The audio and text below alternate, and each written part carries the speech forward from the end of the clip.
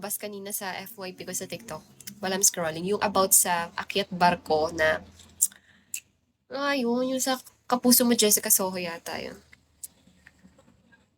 May ganun pa rin ba? I mean, hindi ko kasi alam kung, oo, meron ganun.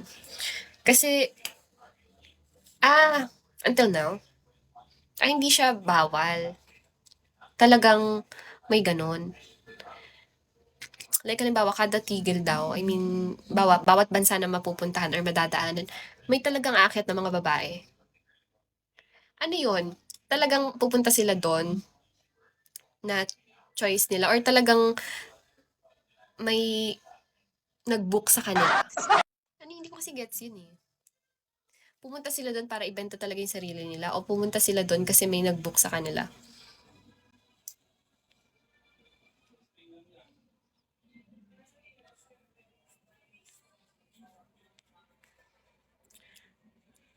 Kasi ano eh, nakita ko lang. Sadyang may umaakyat lang talaga kahit wala namang, kahit hindi naman sila, ganun ba? Okay, I see. Akala ko kasi, kaya lang sila pupunta doon kasi, ano sila, talagang kinontak sila or like, may nag-book sa kanila.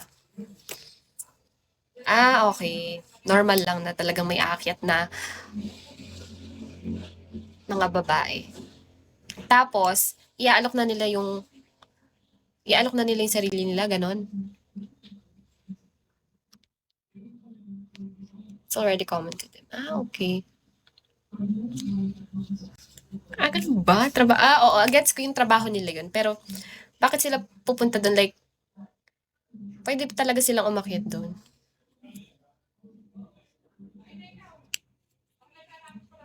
Ganyan ba? Parang ang ano naman. I mean, paano yung pinaka-process? Aakyat lang talaga sila doon. Tapos, parang ibebenta lang nila yung sarili nila. Kasi di ba may ano doon, parang pepermahan. Tapos andun yung presyo.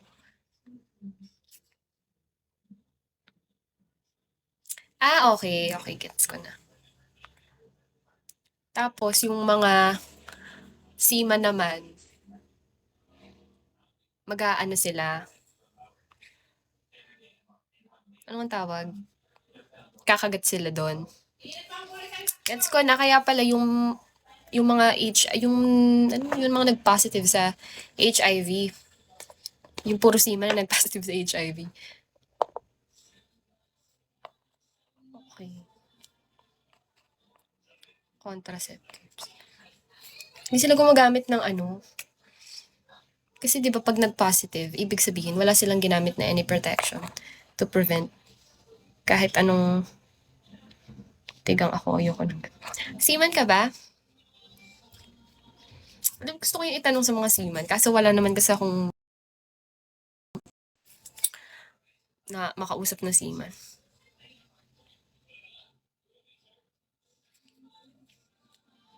Okay, okay. Ganun. So, up until now.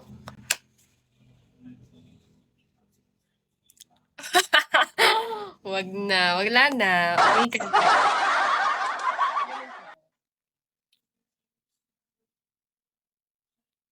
Akala ko kasi may mga magpapanggap lang yung mga babae, like, yun talaga, alam na pala talaga nila kung ano yung mga umakyat na yun. Tapos kada bansa, iba-iba yung babae na, sa ano kaya sa Pilipinas? Yung sa Pilipinas nakita ko parang mga ano lang mga bata lang.